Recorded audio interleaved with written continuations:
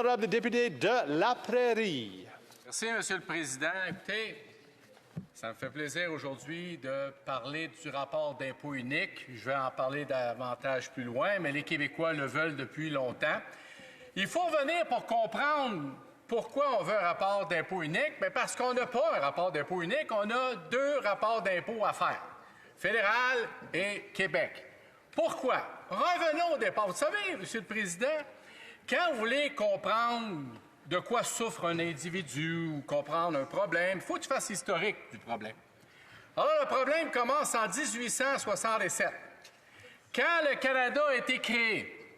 Là, il y a des gens qui pensent, dans la tête de bien des gens, que ça a été créé là, par des gens là, à l'unisson, là, qui criaient de l'Ontario, du Québec, des Maritimes, disaient « On veut un pays qui s'appellerait Canada, puis on insiste, puis il faut se réunir. » Ça, là, c'est dans les histoires des minifées, ça. C'est pas le même, ça s'est passé pantoute. Très simple. En 1854, le Canada signe un traité de réciprocité avec les Américains. Pourquoi? Parce qu'avant, ils vendaient à leur maman patrie, Grande-Bretagne, qu'eux autres se sont virés vers l'Europe. Ils ont dit, on n'achète plus rien du Canada, on va aller vers l'Europe, on va faire du libre-échange. Fait que là, ce qui arrive, c'est que les gens riches du Canada avaient plus de place pour vendre leurs produits. Alors, ils se sont dit, pourquoi pas vendre aux États-Unis? Ça pourrait être agréable. Alors, ils ont fait une entente de réciprocité en 1854 avec les Américains. Alors, après ça, on a fait des échanges, on s'est orienté vers les États-Unis, puis là, c'est créé des trains pour aller vendre nos produits vers les États-Unis. Malheur! Les Américains ont décidé de s'entretuer avec la guerre de sécession. Et vu que les Anglais avaient des atomes crochus avec les sudistes, ils ont été alliés avec les sudistes, et c'est les gens du Nord qui ont gagné. Les gens du Nord ont dit, on a gagné, c'est qui les écœurants qui ont appuyé le Sud? C'est Papa, Patrie, Grande-Bretagne. Ils ont dit, ah ben, les Simonacs. Je ne sais pas comment ils vont traduire ça. Ce qu'on va faire, c'est qu'on va se venger, ces bébés. Puis là, ils se sont virés vers nous. Ils ont dit, on ne veut plus rien savoir de vous autres. Et là, les Common Trials se disent, mais mon Dieu Seigneur, qu'est-ce qu'on va faire si on ne peut plus vendre aux Américains? Et c'est là qu'une couple de visionnaires, les pères de la Confédération, ils se sont rencontrés très rapidement. Ça n'a pas été une masse populeuse qui s'est dit, ah oui, en chantant des chants. Non, non. Et là, ils se sont dit, qu'est-ce qu'il faut qu'on fasse parce que là, on n'est plus capable de vendre nos produits. Ça, c'est la création du Canada, M. le Président. Pas de chansons, pas de musique, pas de discours. Juste les pères de la Confédération réunis en première fois à Charlottetown qui ont discuté entre eux autres. Ils complotaient. Et finalement, ils ont créé le Canada. Ah ben tiens donc, les gens se disent, mais qu'est-ce que c'est ça?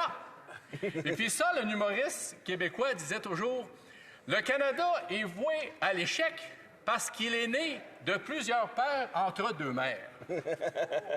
Ça fait pas des enfants forts. Alors, en 1867, les pères de la Confédération se disent il faut absolument que le fédéral soit très fort pour qu'on ait un marché très uni. Il faut que les provinces aient à peu près pas de pouvoir parce qu'on veut pas avoir une guerre de sécession comme aux États-Unis. Fait qu'on va les rendre insignifiants. Fait que là, ce qu'ils ont dit, c'est qu'on va quand même lui donner des droits fiscaux puis aussi des responsabilités. Mais des petites responsabilités. Vous savez, les pères de la Confédération, c'était des grands visionnaires. Là. Plus visionnaires que ça, t'es une taupe. Fait que là, à un moment donné, ils se sont dit, on va donner petit pouvoir au Québec et aux provinces. On va leur dire, vous avez le droit de gérer l'éducation, la santé, toutes des choses insignifiantes. Dans ce temps-là, c'était le clergé qui gérait ça. 100 ans plus tard, on s'aperçoit qu'il était dans le champ gauche, mais pas à peu près. Ils ont dit, on va lui donner l'impôt sur le revenu, parce qu'on ne sait pas c'est quoi, puis c'est sûr que ça ne servira jamais à rien. Erreur fondamentale. Et c'est là que commence mon histoire. Quand ils ont donné l'impôt sur le revenu au Québec et aux provinces, la première province, c'est que la Colombie-Britannique qui dit, il y a tout de même quelque chose à faire avec ça. S'ils mettent à travailler là-dessus, et oui, à partir de 1873, ils ont commencé à ramasser de l'argent. Arrive la Première Guerre mondiale.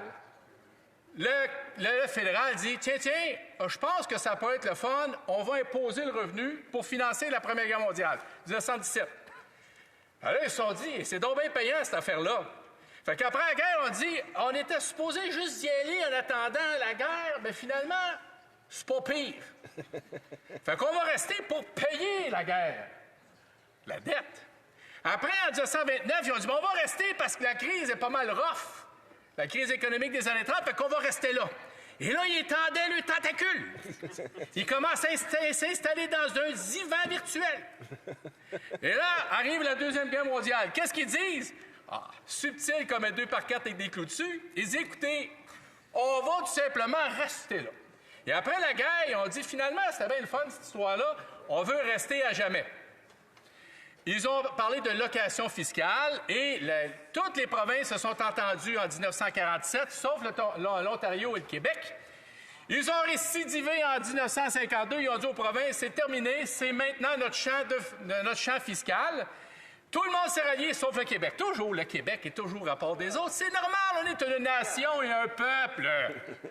Alors, on a commencé à faire la commission Tremblay pour dire qu'est-ce qu'on fait avec ça.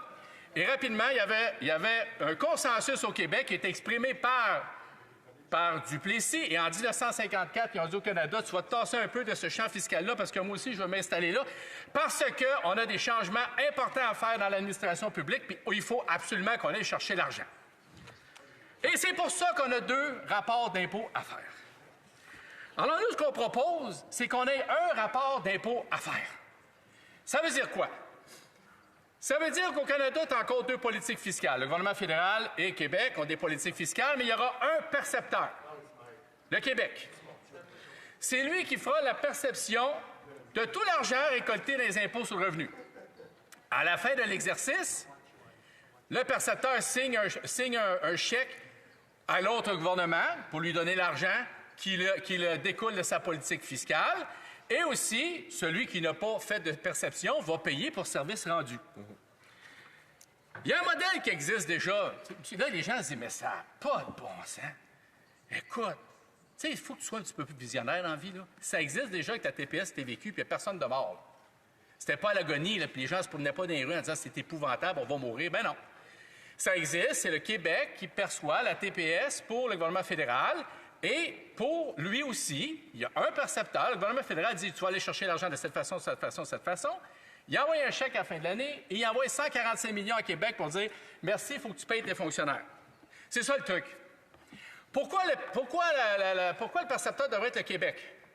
Parce que le gouvernement du Québec, son agence de revenus, va chercher beaucoup plus d'informations parce que les interventions politiques, les politiques gouvernementales québécoises et ces interventions de l'État sont plus nombreuses et plus complexes. Parce qu'ils ils ont besoin d'informations.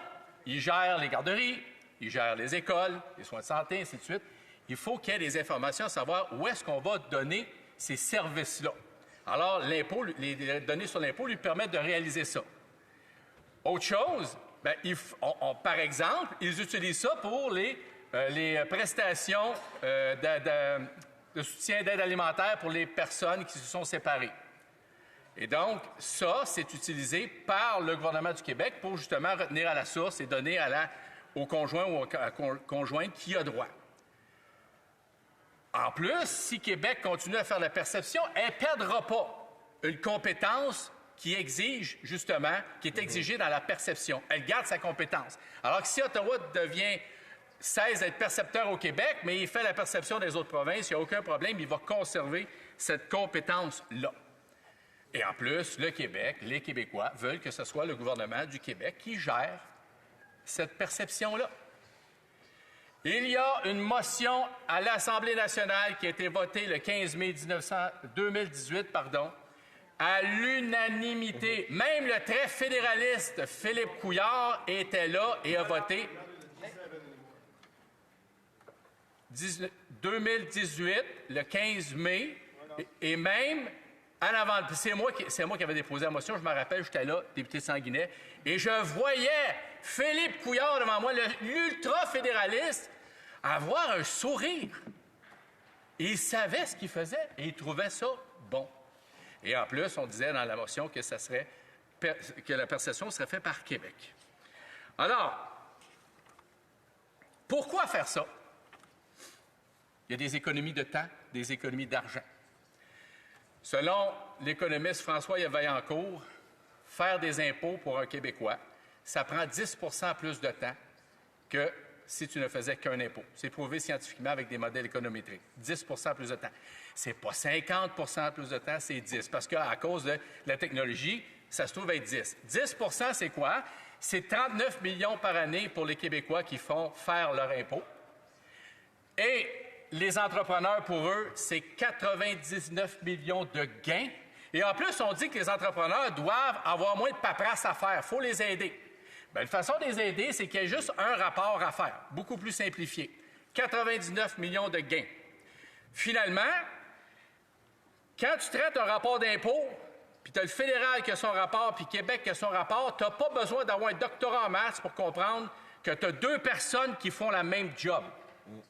Peut-on se payer le loisir de payer deux personnes pour faire la même job?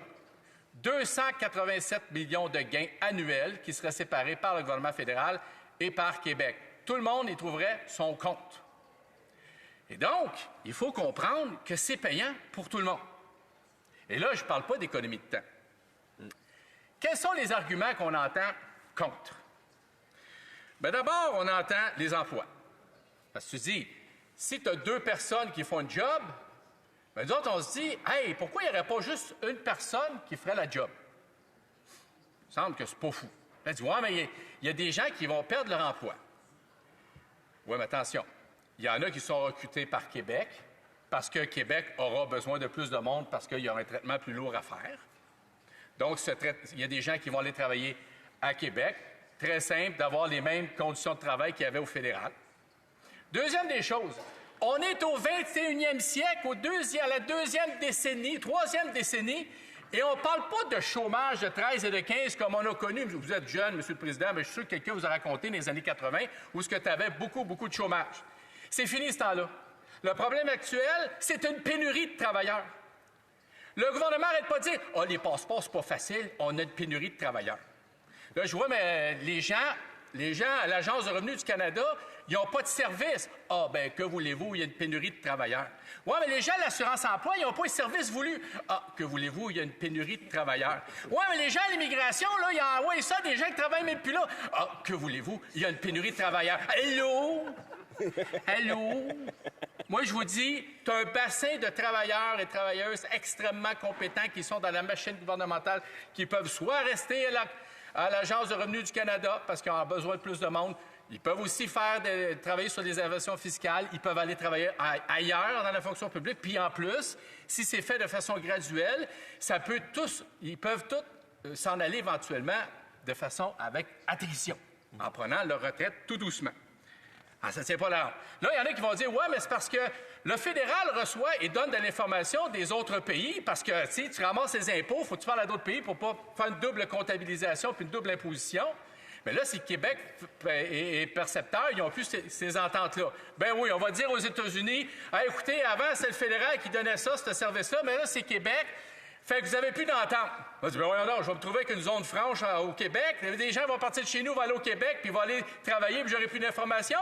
Il est où le gouvernement du Québec? Je peux-tu l'appeler? Ça va se régler comme ça. La dernière critique qui est faite, c'est, voyez-vous, ça, c'est pas compliqué. La dernière critique, c'est le gouvernement fédéral perdrait des informations qui sont importantes pour le roulement de sa fonction publique et aussi pour prendre des décisions éclairées. Ben non, parce que le gouvernement du Québec en ramasse plus d'informations que le gouvernement fédéral. Fait qu'à ce moment-là, le gouvernement du Québec pourrait tout simplement transférer des informations qui sont demandées par le gouvernement fédéral. Le contraire ne peut pas être vrai, mais parce que la banque d'informations du gouvernement du Québec est beaucoup plus grande. C'est pour ça que ça prend l'impôt sur le revenu avec un seul rapport d'impôt. C'est simple comme ça. Les Québécois se sont fait poser la question en 2019. Est-ce que vous êtes pour un rapport d'impôt qui est géré uniquement par Québec comme percepteur? Réponse, oui, 65 %, non, 22 % et 12 % qui disent « ne sais pas ». L'Assemblée nationale est avec nous. Le Québec est avec nous. Le bon sens est avec nous. Moi, je vous dis, il est temps de passer au 21e siècle, de faire en sorte qu'on lutte intelligemment contre la pénurie de travailleurs et qu'on y aille de l'avant avec ce projet de loi. Merci, M. le Président. Bravo! Bravo!